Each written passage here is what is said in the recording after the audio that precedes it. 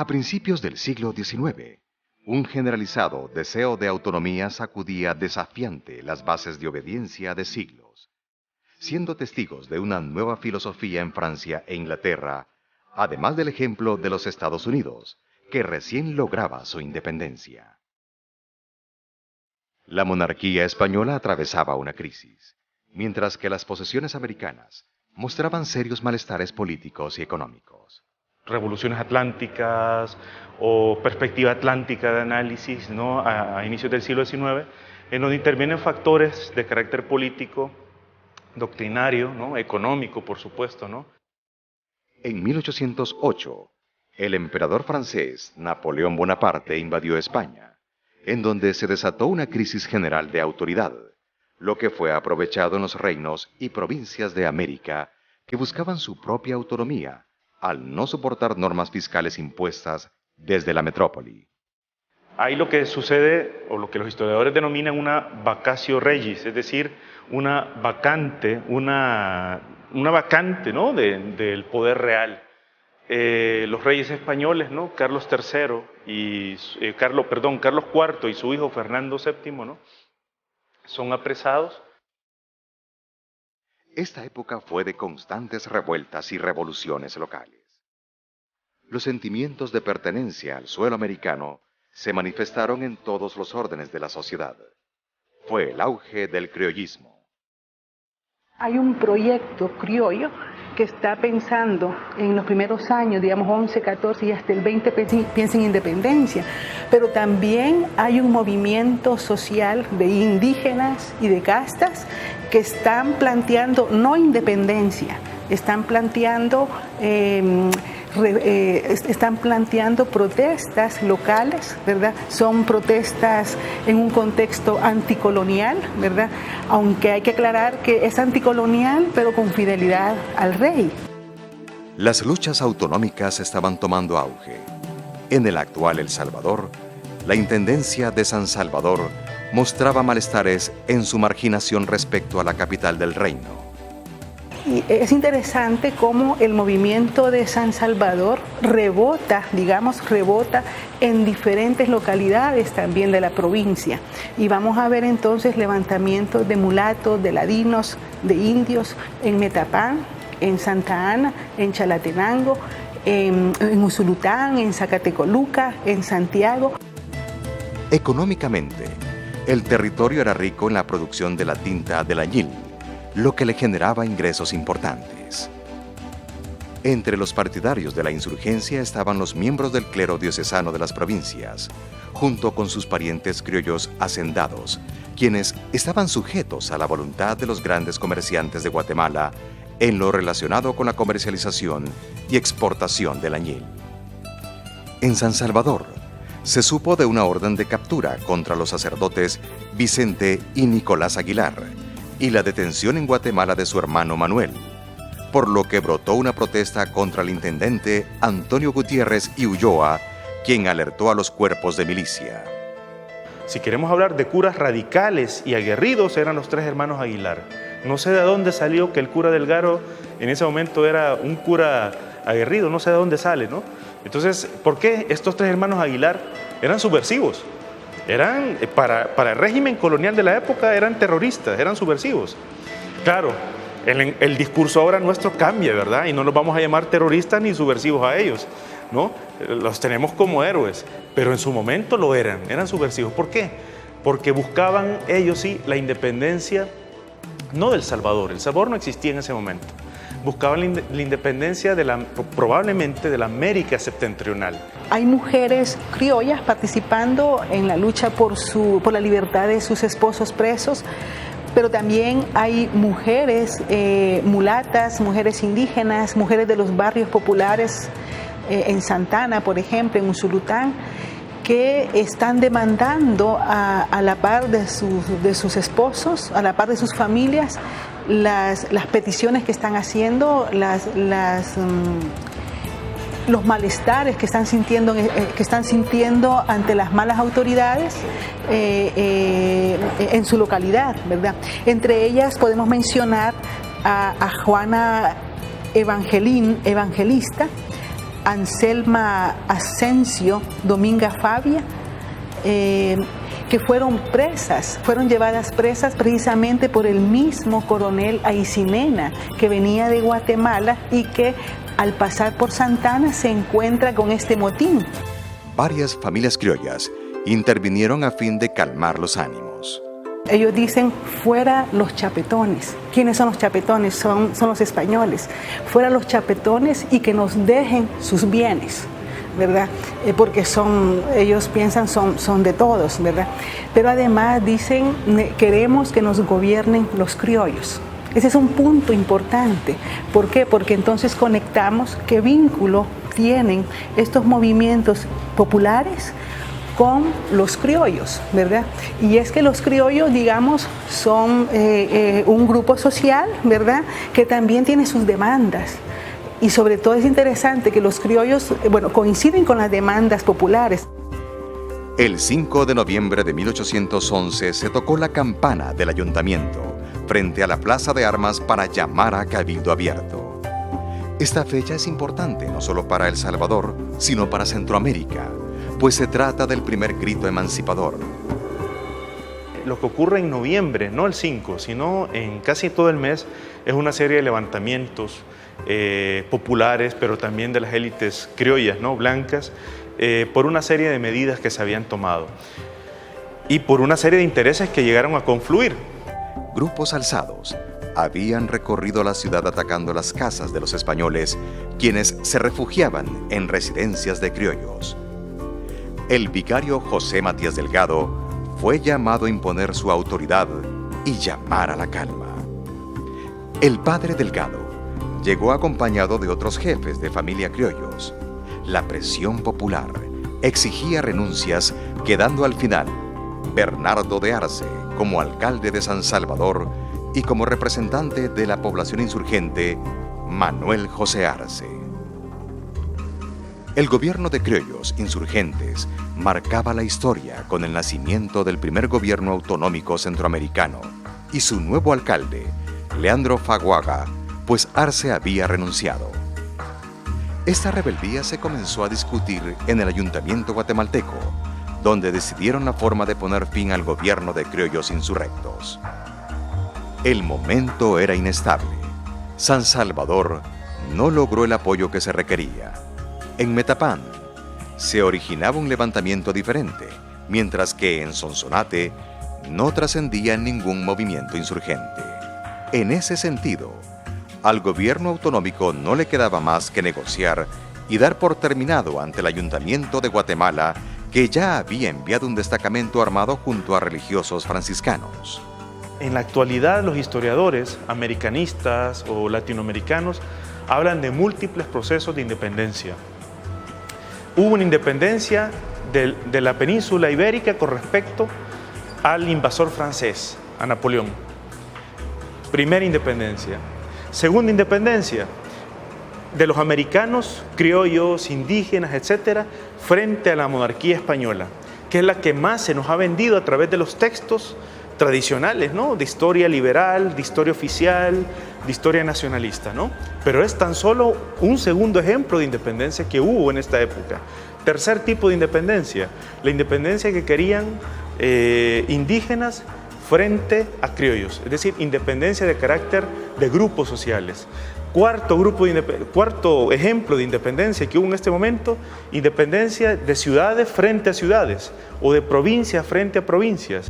La ciudad regresó a una frágil estabilidad. El espíritu de rebeldía ya era parte de la vida cotidiana y solo era de esperar el momento de nuevos desórdenes. En 1812 se busca una legitimidad con la promulgación de la Constitución Liberal presentada en la Asamblea de Cádiz, pero esta no logró su objetivo. Es la primera constitución escrita, única y compuesta por diputados electos a ambos lados del Atlántico, que declara conceptos que nunca antes se habían formulado de manera tan manifiesta en la monarquía española. Conceptos como nación, soberanía nacional, conceptos como elecciones, ciudadanía política, derechos civiles, derechos políticos. A principios de 1814 tuvo lugar la segunda rebelión en San Salvador. Existía una insatisfacción en la elección de alcaldes ordinarios. En el nuevo levantamiento, hubo muertos al atacarse las milicias. Hubo detenciones, como la de Manuel José Arce y Domingo Antonio de Lara. Como un aliciente y a fin de calmar el deseo de autonomía, en 1820 se restablece la Constitución antes denegada, pero de nada sirvió. Ya el ambiente político estaba exacerbado. La dirigencia política y social de Guatemala optaba por una autonomía con independencia y preparaba un plan para declararla. México ya había logrado su independencia, lo cual fue analizado en una reunión deliberante donde participaron miembros de la sociedad civil, militares y representantes eclesiásticos. Al final se acordó la ineludible independencia. Días después, en 1821, llegó a San Salvador el acta, que sería solemnemente jurada y que ya poseía las firmas de José Matías Delgado, José Mariano Calderón y Manuel Antonio de Molina. La independencia la declaran criollos y peninsulares. Allí la participación indígena, la participación popular no son ellos los protagonistas, ¿verdad? Sí, después se van incorporando, pero lo interesante es que los sectores populares se incorporan exigiendo sus demandas. Más adelante hubo sucesos que continuaron marcando la historia, como la anexión a México en 1822, destacando la renuencia de San Vicente y San Salvador. José Matías Delgado no es partidario de una monarquía constitucional porque él cree que bajo esa forma de gobierno San Salvador va a seguir sufriendo el centralismo mexicano similar al que sufrió San Salvador desde Guatemala. Entonces, San Salvador hace una oposición firme e incluso se va hasta la guerra contra Guatemala primero y contra México. Pero esto no duró más de un año cuando el Congreso Constituyente reunido en Guatemala adopta en 1823 el sistema federal, dando paso a la Federación Centroamericana. Para la independencia de Centroamérica con respecto a España no hubo ninguna guerra como ocurrió en las independencias de Sudamérica con respecto a España, ¿no? En cambio aquí las guerras fueron durante la época federal. Es decir, de 1824 a 1839, no le podría decir exactamente cuántas batallas hubo, ¿no? Pero hubo muchas batallas y muy cruentas. A nivel de impuestos, no es una constitución federal, sino que es confederal. ¿Por qué? Porque la capacidad de cobrar impuestos se le deja a los estados. El gobierno federal no tiene capacidad de cobrar sus propios impuestos, como lo es en Estados Unidos. Entonces, ¿qué pasa? Que al ponerse en funcionamiento, todos los estados cobraban y nunca remitían la cuota que le tocaba al gobierno federal. Siempre alegaban que no había dinero. En 1825, toma posesión de la presidencia de la República Federal el general nacido en El Salvador, Manuel José Arce, quien renuncia en 1828, ocupando su lugar Manuel Beltranena. Más adelante, Beltranena es sustituido por José Francisco Barrundia. En los conflictos históricos siempre hay causas y pretextos. Entonces, usan como pretexto la misa. Entonces, el jefe de Estado de Guatemala exige estar en primera silla, porque el gobierno federal está en el Estado de Guatemala.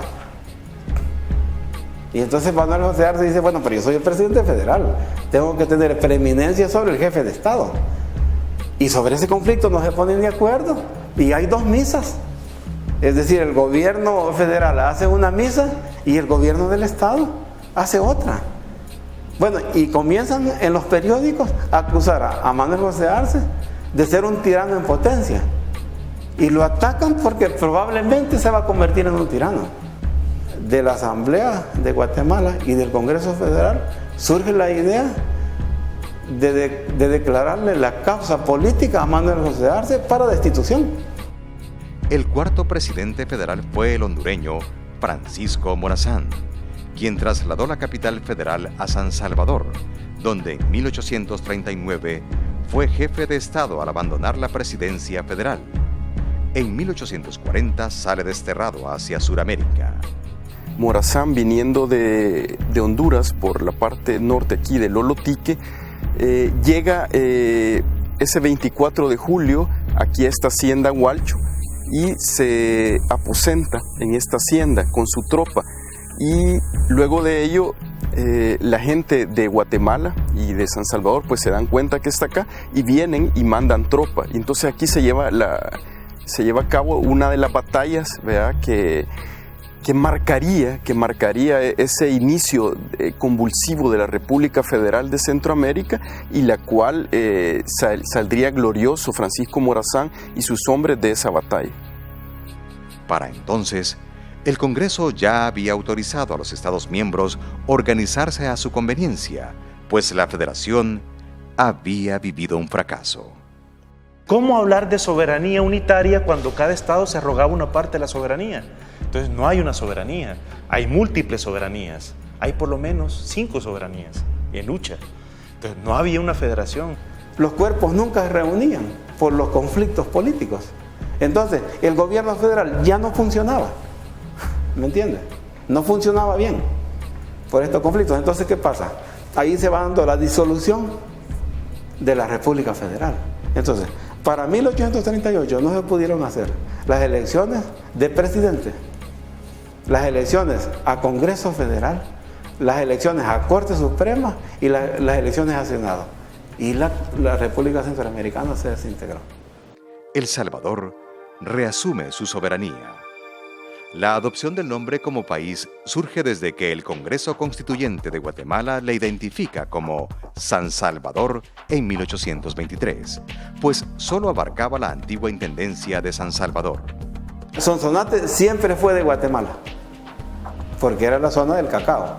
Entonces Guatemala era una alcaldía mayor que pertenecía a Guatemala. ¿Me entiendes? Siempre fue de Guatemala.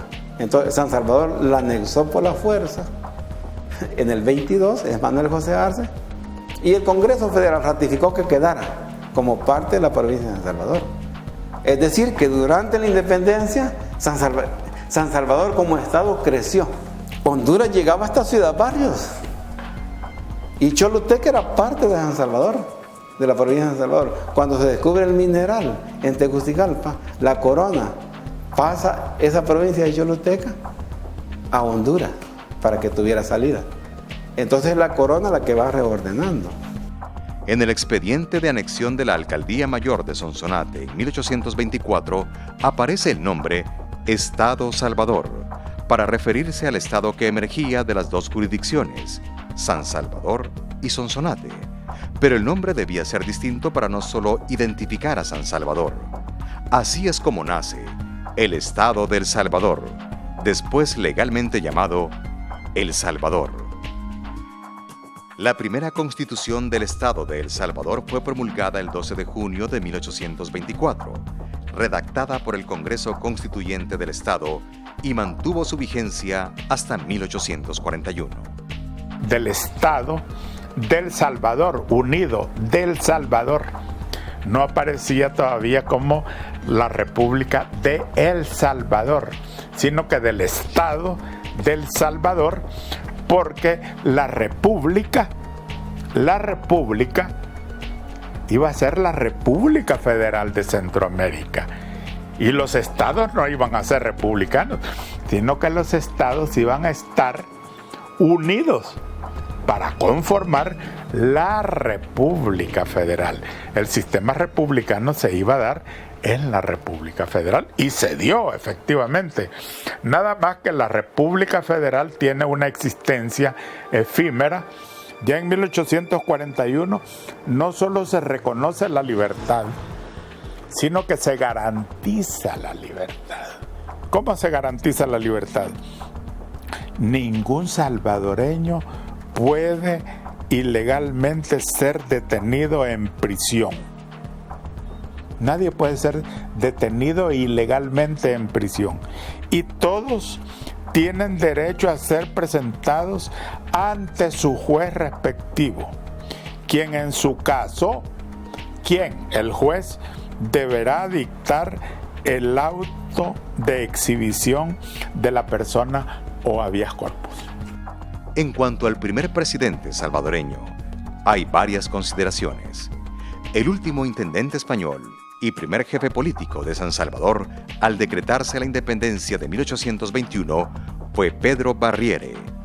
El primer jefe político al surgir el Estado de San Salvador en 1823 con el Congreso Federal fue Mariano Prado, de carácter provisorio. Ya en propiedad, el primer jefe político fue Juan Manuel Rodríguez en 1824 al constituirse el Estado Salvador.